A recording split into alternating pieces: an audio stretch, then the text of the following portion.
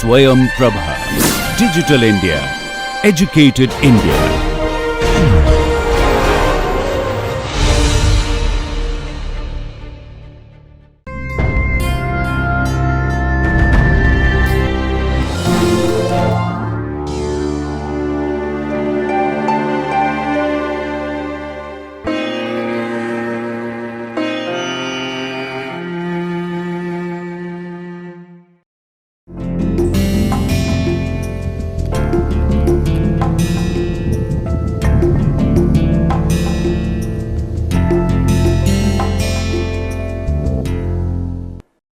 Hi, welcome back to Developing Soft Skills and Personality course from NPTEL MOOC at IIT Kanpur. I am Ravichandran giving you this course for the past 3 weeks.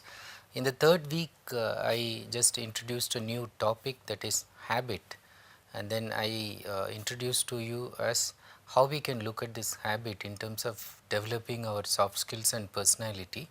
And in the last lecture, I actually discussed two stories, but I wanted you to remember two important aspects of developed habits.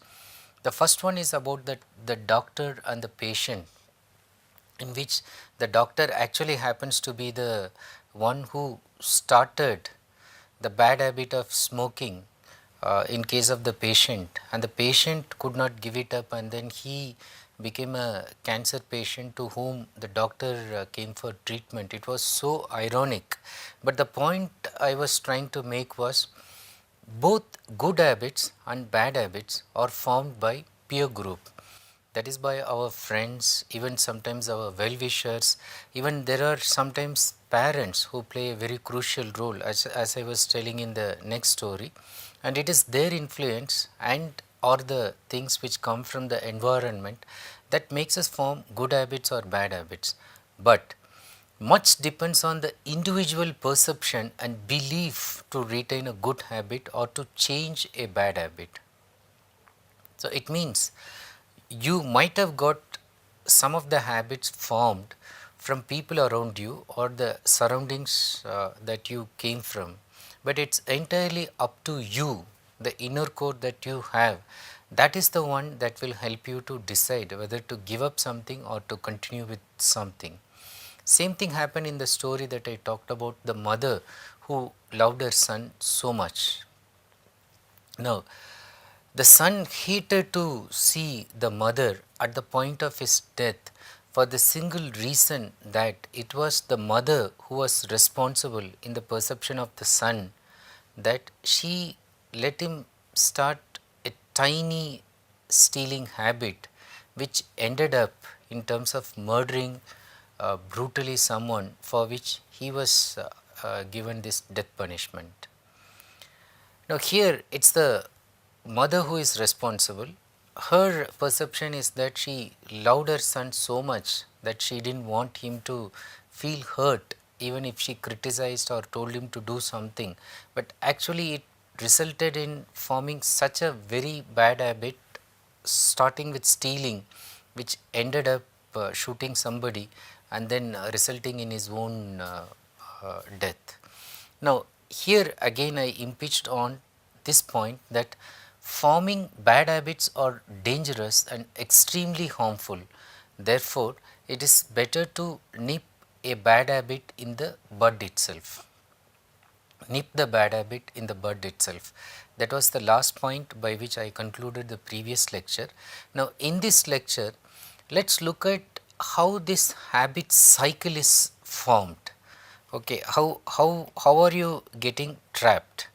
And before we look at, I just want to tell you some interesting aspects of habit, and then again I want you to keep that in mind in terms of developing your personality.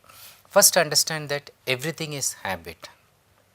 In fact, the famous Nobel Prize winner for literature, Samuel Beckett, in his the play that won the Nobel Prize for him, Waiting for Godot, makes a very interesting statement about habit. He says everything is habit, and then he says that habit is the ballast that chains the dog to its vomit, and then he says breathing is habit, life is habit.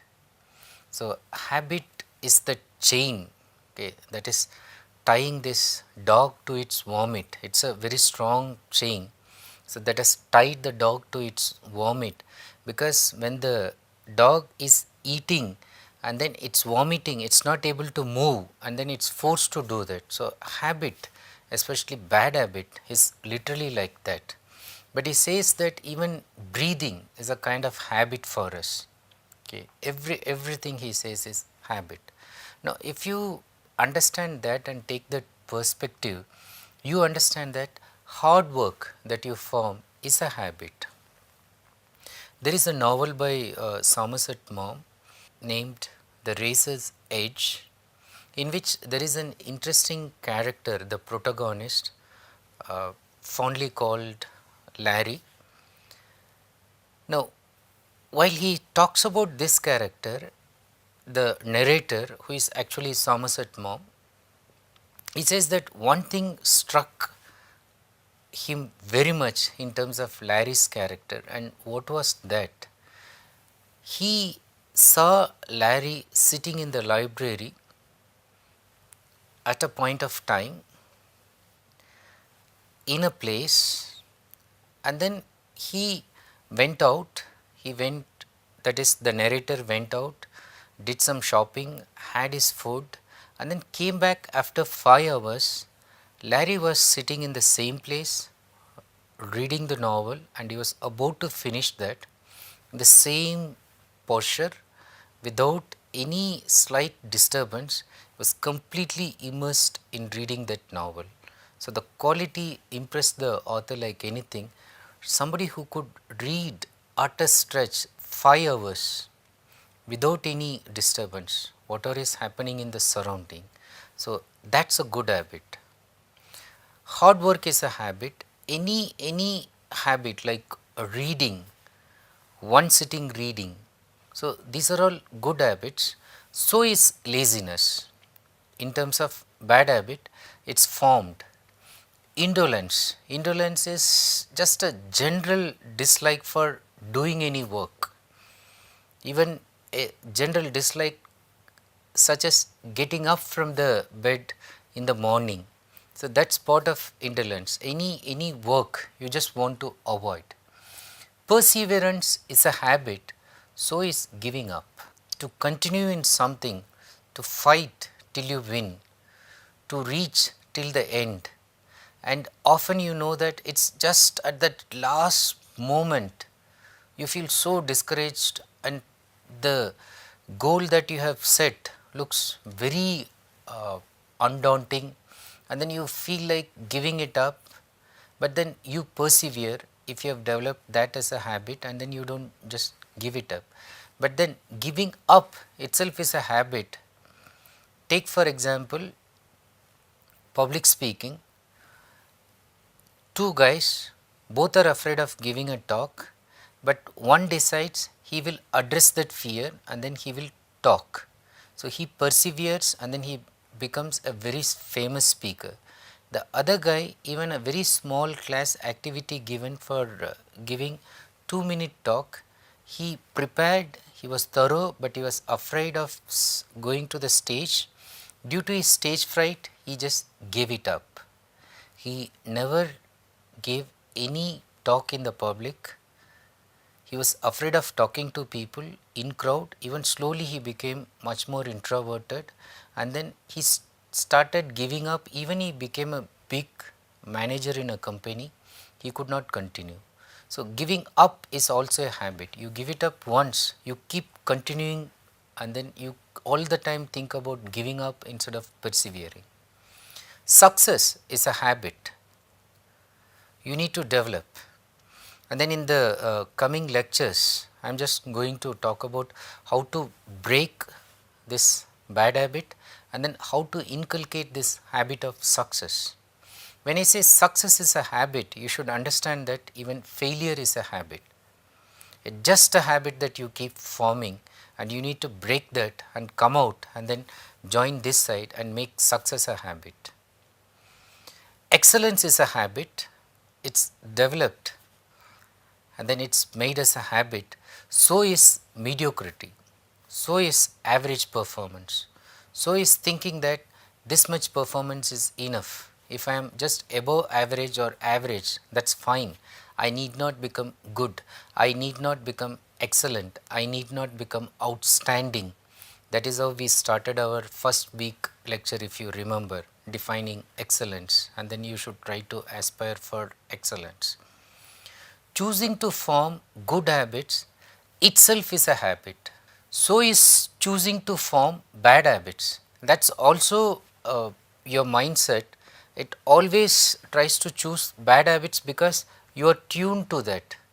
You are tuned to gratifying yourself by something that is seen before your eyes. You have diabetes, but you see a sweet kept before your eyes. You just want to grab and eat it, but you don't think about what will happen to your blood sugar level. Is it going to shoot up? So, will you lose energy, or will you faint, or something happens to your blood pressure combined with this? You may be admitted in hospital because already you had similar problems. No, at that point of time you looked at the sweet and you wanted to eat it. So, that is again that choosing to form bad habits. You formed one, it continues. So, it is important to make the choice very carefully. So, think about it. Now, let us take a look at how this habit cycle is formed.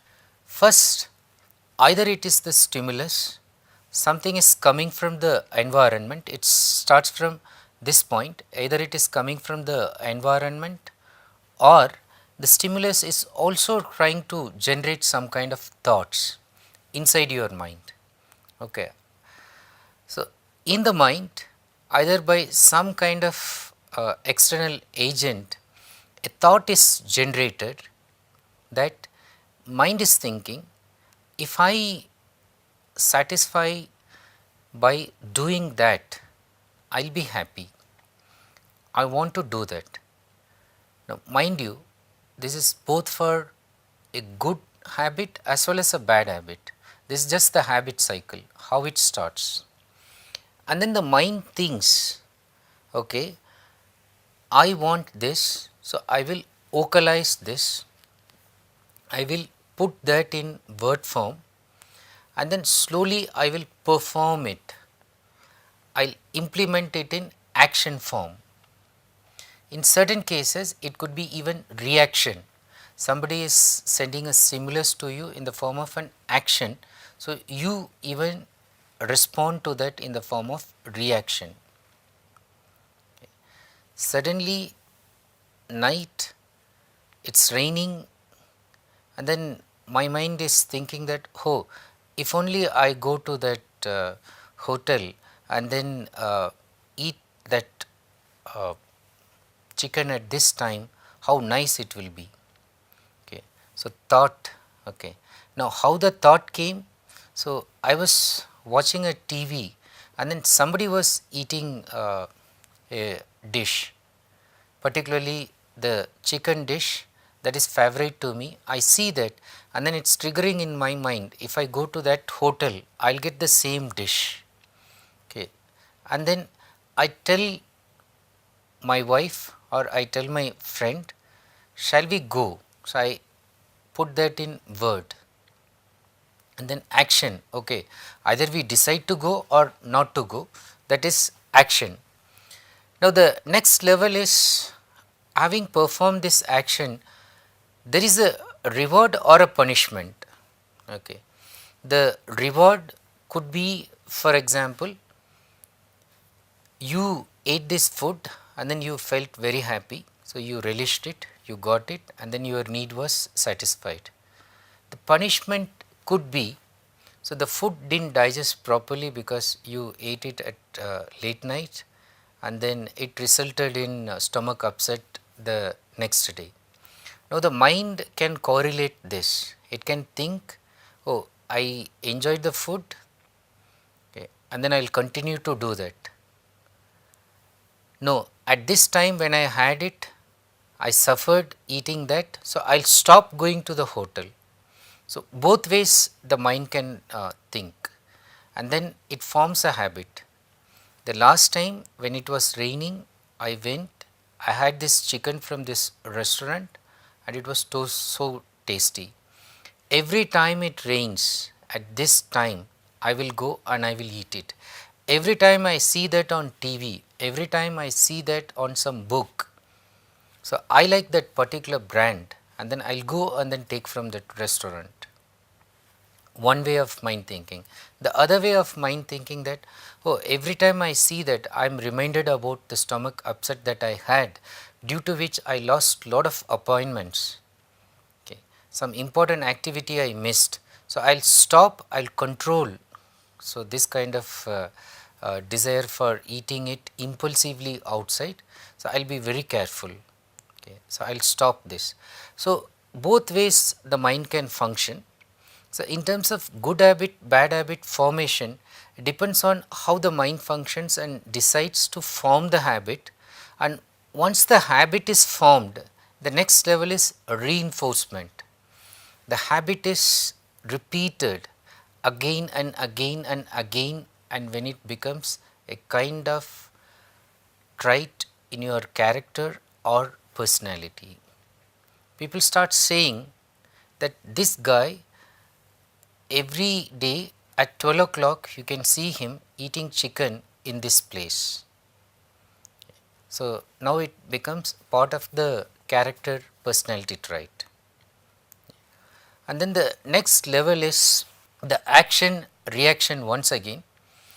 Now you start sort of continuing with this kind of action reaction, and then in terms of habit forming, it can lead to success or failure. Now I gave a simple example like chicken, but then think about other example like the thought that I want to become a 10 pointer, I want to become the first student, number one student. Now the stimulus has come from the advertisement or the convocation that I saw in which that student was getting the gold medal. I also want to get it. Action or reaction to that is, I'll work hard, I'll find out how this guy worked hard and then I will also work in that manner. Reward or punishment, reward, I am working hard and I am getting appropriate grades, good marks. Punishment, I am not working that enough, so I am getting less marks. Habit, reward, so I am getting this good marks, so I'll inculcate this habit. Okay, good habit. Now this becomes my character personality. Every teacher is saying that, oh, this guy is the best student, very sincere, very much studious, and he deserves to get the first prize, okay, the gold medal. Now action reaction, again I continue. So not only in this college, I continue with other college. Now it results in success if I continue with the same kind of thing, but if I got punished because I worked less, so I think that I cannot work that much and I continue with the punishment cycle and then I reach failure. Again it triggers the same kind of failure thoughts and then it becomes a cycle. If I get the gold medal, if success is in there in my mind, again I will continue with the thought, again I will respond to the stimulus. So this is the habit cycle by which you try to form either a good habit or a bad habit. Now I will come back more about this when I want to tell you like how you can break bad habits and how you can form good habits. But I would like to tell you another story.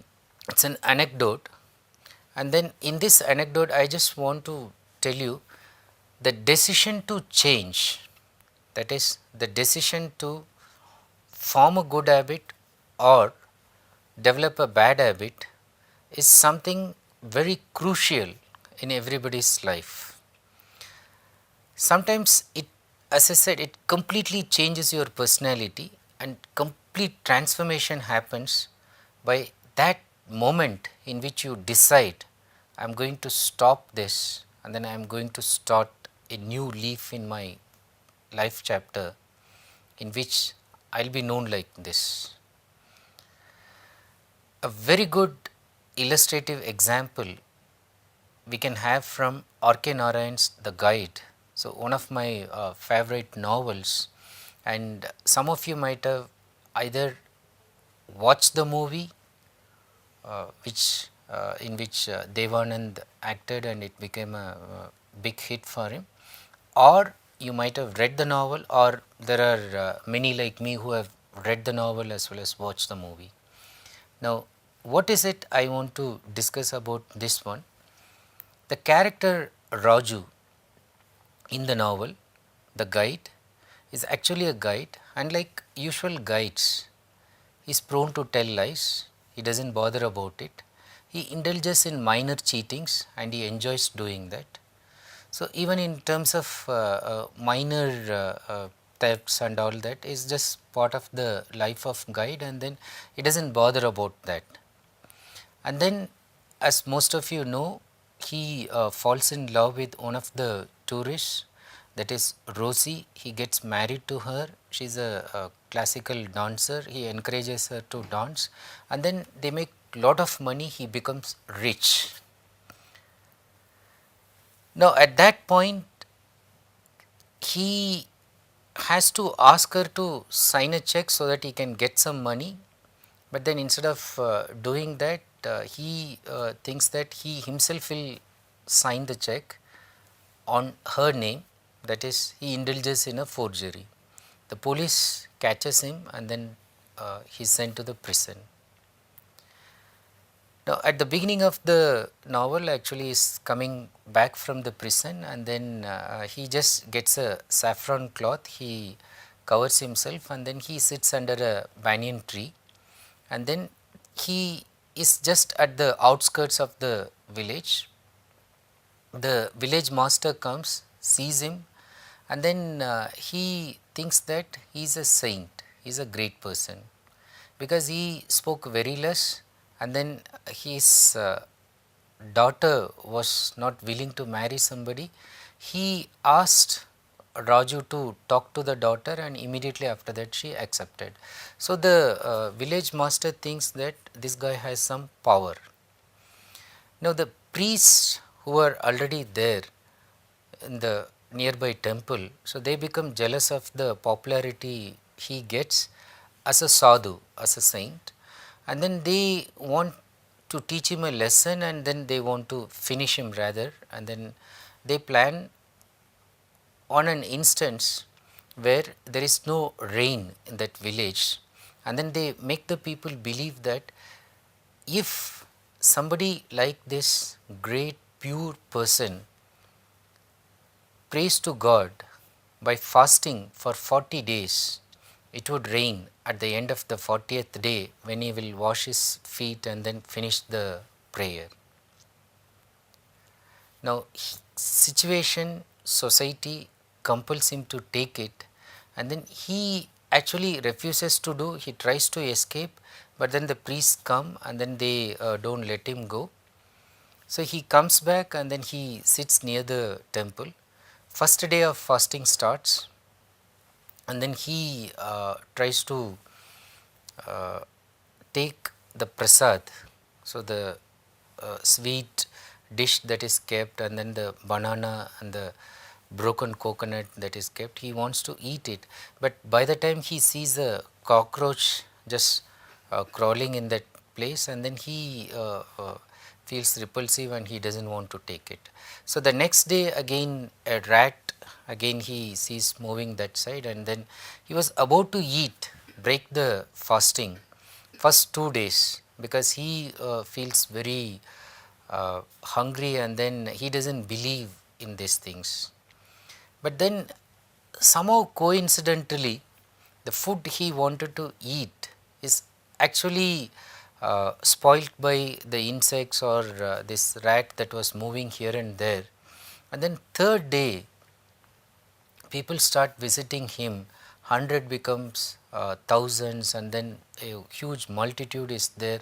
People start slowly coming from other places hearing about this person, and on the third day it dawns on him that if so many people believe that he is capable of creating a miracle, why not he change? Okay. He decides to change at that moment, thinking that because of this people's faith in me that I can bring some kind of positive change, a miracle to these people. I can bring rain just by fasting. So why not I try that? Okay. And then he tries it, he continues. So we see him becoming weak and weak. At the end of the novel, it ends so beautifully in a very ambiguous manner, where he just goes to the river and then he says he sees the distant cloud. But in the movie, just because it's Devanand, the actual rain is shown. But the point I am making is the single transformative moment in the character Raju, which leads to a very debatable question in literature courses, whether you treat Raju as a sinner or saint. Now, the obvious winner to this question is that the one who argues that he is a saint. Now, what is the point of argument? Like, if you look at a sinner and then Raju, the transformative moment that happens in him to decide that whatever bad habits that he accumulated could be transformed completely by one single event in which he thinks that people have so much faith, and if he can transform to the person that they want, the saint that actually they have. So he decides and then he goes deep within and then he wants to live up to that image.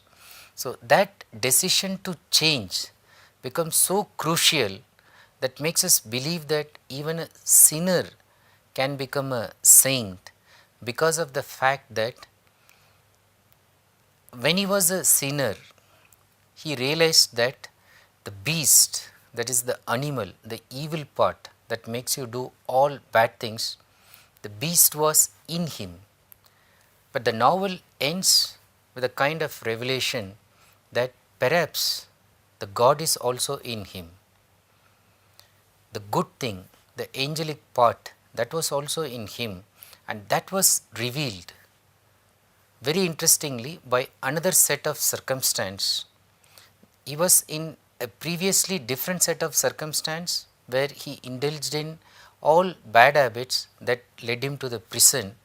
Again he came to another circumstance where the divine part in him, the spiritual part in him, the part in which he could actually try to actualize himself, that self actualization, trying to reach that peak experience, that was possible for him. So keep that in mind. Perhaps people think that the beast is in us, but you should also know that the God is also in us. Bad habits, yes, of course, you think that the circumstance is giving you and then making you form. But if you ask me whether it is the circumstance that is making a person, I would say no. Circumstance actually reveals the person, as in the case of Raju at the end of the movie, where he could reveal the divine, the spiritual, the God in him, that comes out in that circumstance. So good habits which are again embedded in you can come out if only you try to push yourself and then interact with the circumstance and try to bring the best in you. Now, as a concluding thought, one interesting quote from Dr. APJ Abdul Kalam. He says that you cannot change your future, but you can change your habits. You cannot change your future, but you can change your habits, and surely your habits will change your future. And surely your habits will change your future. And as Aristotle said, we are what we repeatedly do. Excellence then is not an act but a habit. With this very positive concluding thought, I want you to develop those habits that will take you to excellence. In the next few lectures, let's see how we can break some of the obstacles which are there in us in terms of bad habits, and how we can actually try to develop excellence by developing good habits. Thank you for being with me, and then let's enjoy the journey of developing the good habits and then trying to reach excellence. Thank you once again.